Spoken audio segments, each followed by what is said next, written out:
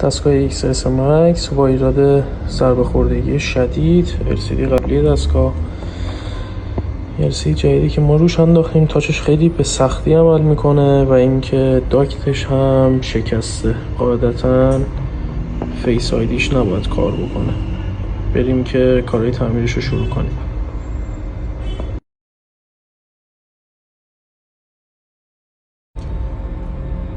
خب اینم از پایان کار دستگاه XS Max مون. همونطوری که میبینید کاملا تنظیمه.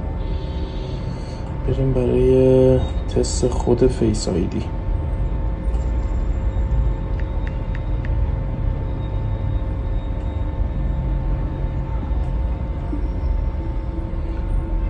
همونطور که میبینید کامل اسکن رو انجام میده.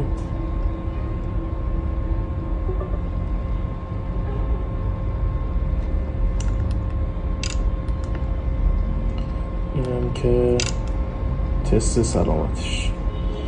موقعی که این منشور میشکنه کار ما تعمیرکارا خیلی سخته برای تعمیر اینجور دستگاه، ولی خب خدا رو شکر این دستگاه مشکلش کامل برطرف شد.